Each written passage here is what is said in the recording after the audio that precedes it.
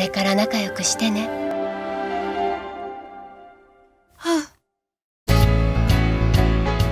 この夏、細田守監督最新作。甘えん坊の男の子くんちゃん。大好きなお母さんとお父さんは赤ん坊の未来ちゃんで手一杯。未来ちゃん好きくない。お兄ちゃん。浩二さんも？そう、この家のあなたが生まれる前のね。頑張れくんちゃん。怖くない。お別れなの？お兄ちゃんありがとう。未来の未来。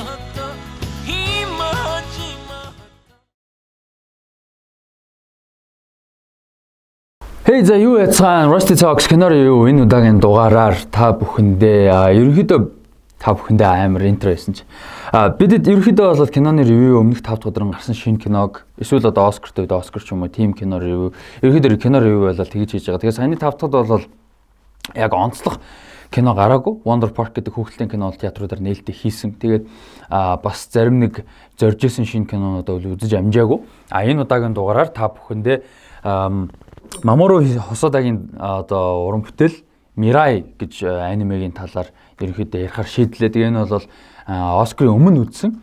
Тэгээд Оскартай ч ерөнхийдөө холбоотой Mamoru Hosodaгийн уран бүтээл бол үнэхээр мундаг байдаг. Тэгээд айгуу зорж үзсэн. Оскар нэр дэвшсэн Annie Awards одоо хүүхдийн киноны одоо том шагналын гардуулах хэсэлт бол бас нэр дэвшсэн. Шилдэг Independent Animation-ыг авсан. За тэгээ Golden Globe нэр дэвшсэн.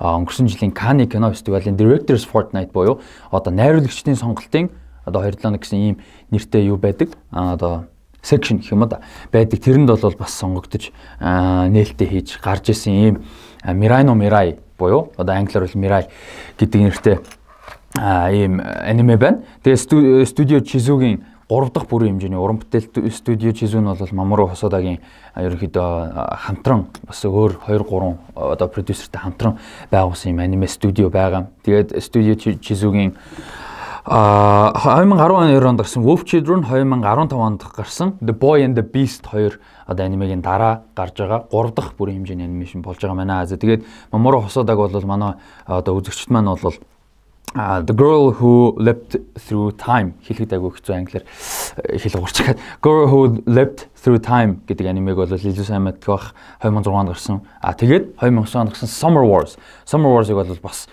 нэлээд манай аниме сонирхчид бол маш сайн мэдэх байх гэж бодож байна. Тэгээд юу бол яг энэ Mirai юуны тухай вэ гэдэг бол маш хөөрхөн надад үнэхээр их таалагдсан. Яг Mirai-ха тухай яри. Mirai no Mirai те. Надад маш их таалагдсан. За ерөнхийдөө үйл явдал нь юу вэ гэхээр 4 настай Kun одоо хүүгийн тухай одоо юу байгаа. Одоо зохиол байгаа. Тэгээ 4 настай Kun хүү бол кино эхлэхдээ аав ээжтэйгээ амьдардаг эмээ одоо мань хүнийг харж байгаа ерөнхийдөө. Тэгээ манай хүн бол нохотойгоо тоглож байгаа. Тинчээ ингээд аав нь архитектор хүн учраас байшингаа барихтаа ингээд мод тойроод барьсан. Байшин дотроо юм гоё модтой. Тэгээ тэрнийхээ тэрүүгээр ингээд тоглож моголдог. Тэгээ тоглоо байжсэн чинь ээжигээ санаж ийн.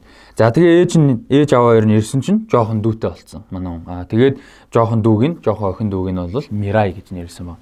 За тэгээд ерөнхийдөө тэнчэнээс үйл явдал маань бол эхэлж байгаа. Манай хүн бол анхаарал одоо зөвөр нөгөө нэг инээтэйгээр ярихад хүүхд нь хог дээр эгдэнэ гэдэг чинь зөв тоглоомоор одоо нөгөө жоохон дүүтэй болчихгоот аав ээж гэр бүлийнхнээ нөгөө жоохонд нь хамаг анхаарлын тавиа. Тэгээ манай одоо нөгөө том хүүхдүүд жоохон зэндээр хаягддаг шүү дээ. Ерөнхийдөө тиймэрхүү story. Тэгээд тэрийг яг манай Kun чаны яг өөрийнх нь одоо өнцгөөс харуулсан ийм аниме байгаа. Тэгээд манай хүн гомдон тэнцээ ээжтэй гомдон, аавтай гомдон, Mirai-д одоо уурлна. Mirai дүртэл одоо тэр жоохон нялх юутай юу гэдэг вүлээ.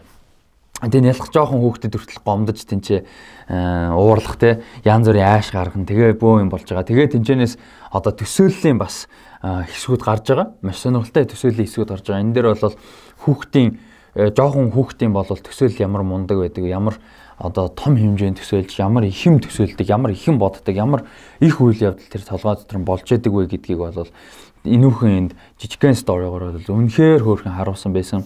Тэгээд маш их сэтгэлтэй, инээдтэй, тэгээд төсөөлөл ихтэй ийм хөөрхөн одоо аниме болсон байна. Тэгээд энэ ч одоо хөндөж байгаа айдианууд санаанууд зөндөө байна л да. Эцэг их хүмүүс одоо тэнцээ жоохон хүүхдтэй болохоор том хүүхдэд анхаарлыг юм жоохон одоо хайчдаг гэдэг бол бас тэр хүүхдэд ямар их хүн тэр тусаж байгаа, тэр хүүхдийн ертөнц оронгоор эргэж байгаа, бүхэл бүтэн ертөнцийн амьдрал нь оронгоор эргэж байгаа юм шиг санагдаж байгаа. Тэгээд зөрүүлээд 4 настай хүүхэд, ийм жоохон хүүхэд ямар ухаантай байж болох вэ? Ямар их юмыг төсөөлж, ямар их юмыг бодож, ямар их юмыг ойлгох чадвартай байх боломжтой вэ гэж, чадвартай байдаг вэ гэдгийг бол энэ үгээр үнэхээр харуулсан байна гэж хэлэхэд бол илүүдэхгүй бах.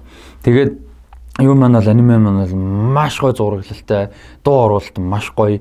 Японоор нь бол би аль болох үздэг. Гэхдээ Япон хэлтэйдээ бол биш, зүгээр англи субтитлтэй үзэж байгаа. Гэхдээ аль болох одоо аль ч хэл дээрх киног уран бүтээлийг боож өгвөл их хэл дээр нь ерөнхийдөө үзээд за тэгээд мэдээж ойлгохгүй хэл ихэнх хэлийг ойлгохгүй учраас англи субтитлтэй хадмал орчуулгатай бол үзэх хичээдэг байгаа. Тэгээд англи субтитлтэй үзсэн.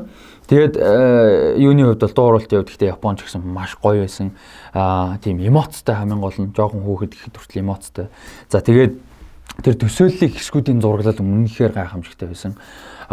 Тэгээд дуу оруулалт гой. За тэгээд тэрнээс гадна Япон одоо энэ анимегийн урлагийн бас надад нэг тийм яг би тийм амар одоо гүнзгий аниме том фэн бол биш. Яг тийм нэрлэл хүртэл байдаг шүү дээ. Манай хэд мэдж байгаа. Яг аниме фэнүүдийг юу гэдэг вүлээд нэг хэлээ. Би бол тэр юм сайн мэдэхгүй байна. Гэтэ бас хаяа үздэг.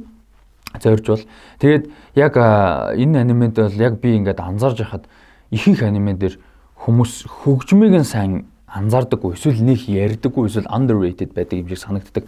Ер нь хөгжим дээр одоо чинь миний мэдгээр бол одоо Ghost in the Shell, Akira, за тэгээ Ghost in the Shell-ийн Standalone Protocol, за тэгээд Full Metal Alchemist ерөнхийдөө миний дуртай анименууд бүр хэмжээний болон цуврал. Эднэр дээр бол хөгжим нь үнэхээр маш чухал хэсэг байдаг. Тэгээд энэ Mirai no Mirai дээр бол маш чухал хэсэг. Гэхдээ ингээд дэндүү тодорч бол орж ирэхгүй хөгжим болвол тэгээд яг эмоцтой хэсгүүд дээр нь эмоцтой, адлифттай хэсэг дээр нь адлифттай, одоо сэтгэл хөдлөл одоо зугаатай хэсэг дээр нь зугаатай, хүүхэд тоглож байгаа хэсэг дээр нь тийм одоо зугаатай тийм одоо тийм joyful хөгжимтэй явдаг ч юм уу. Ерөнхийдөө хөгжмийн зохиолол бол маш гоё байсан. Тэгэхээр ерөнхийдөө энэ ч бас бол заавал яг тийм аниме үздэг хүмүүс заавал энийг үзнэ гэсэн юм бол байхгүй. Ямар ч кинон дуртай, кино урлаг дуртай хүн бол үзэхэд таалагдах байх гэж бодож байна. Үнэхээр хөөрхөн байсан, сэтгэл хөдлөсөн, санаа нь гоё байсан. Энэ хүүхдийн төсөөллийн ертөнцөөр аялах болол үнэхээр гоё байсан. Тэгээд энийг бол Mirai no Mirai анимег бол бүх хүмүүсийг үзээрэй гэж зөвлөмөр байна. Яг яаж үзэх боломжийг сайн мэдэхгүй байна. Одоо Netflix ч юм уу эсвэл бусад аниме бас юу гэдэг стрим хийдэг сайтуудаар байх магадлалтай баг. Яг official сайтуудаар эсвэл одоо торрентор ч юм уу одоо боломж байгаах гэж бодсон. Яг манай Монголын IPTV-д бол орсон үгөө бол яг хэлж мэдэхгүй байна. Би бол хувьдаа торрентлж үзсэн. Ерөнхийдөө боломж нь тэр байгаах гэж бодож байна. Тэгэхээр ерөнхийдөө Mirai no Mirai аниме бол надад ийм санагдлаа сэтгэл. Тэгээд хэрвээ та бүхэн Mirai no Mirai анимег үзсэн бол сэтгэлдээ энэ доор яг энэ доор комент хийж үлдээгээрэй. Тэгээ энэ тал дээр маш гоё мэдээлэл хэлмээр байна. Тэгээ энэ 7 хоногт бас ревьюер аниме сонгосон бас жоохон учиртай. Юу вэ гэхээр яг өнөөдөр одоо энэ бичлэгийг хийж байгаа өдөр одоо хэр үзэж байгаа үзэгчдийн хувьд бол өчигдөр байж болно гэж бодож байна. Ерөнхийдөө энэ бүтэн сая өдөр. Өнөөдөр бол 3 сарын заа жигараа 3 сарын 17-нд. За 3 сарын 17-нд манай Animanga podcast маань одоо нээлттэй хийж лонч хийж байна. Анхны дугаар маань яг одоо ингээ өнөөдөр бичлэг хийж байгаа өдөр бол цацагдана. Тэгэхээр та энийг үзэж байгаа хугацаанд аль хэдийн манай анхны дугаар гарсан байна гэсэн үг. Тэгэхээр та Animanga podcast-ыг бол манай YouTube сувгаас одоо Animanga podcast гэж тусдаа плейлистээр сонсох боломжтой. Тэгээд тун удахгүй одоо дараагийн 7 хоногоос 2 дахь одоо дугаараас эхлээд M+ болон Apple дээр ерөнхийдөө тогтмол ороод явнаа. Тэгэхээр манай Animanga podcast-ыг сонсороо манай Animanga podcast-ыг бол Батамглан болон Datco хөтөлж ерөнхийдөө мэдээлэл бэлдээд ерөнхийдөө яриа хилцүүлэг өрнүүлж явуулж байгаа. Тэрэн дээр бол би яг хуваараа бол илүү продюсерийн үүрэгтэй явж байгаа. Тэгээд манай байгууллагын одоо Rusty Creative-ийн ерөнхийдөө одоо production гэж явж байгаамаа. Тэгээ манай Rusty Creative-ийн олон шинэ production, шинэ олон контентуудын ерөнхийдөө нэг болж гарч байгаа Animanga podcast маань. Тэгээд Facebook дээр Animanga podcast гэдээ байгаа. Тэгэхээр хайж үзээрэй. Лайк дарцгаагаарай, шеэр хийгээрэй, сонсцоогоорой. Тэгээ сонсоод сэтгэлээ бас хуваалцаарай гэж хэлмээр байна. Тэгээд дараагийн Rusty Creative-ийн маш олон контентууд байгаа. Тэр бүхнээрээ уулзцгаая. Баяр таа.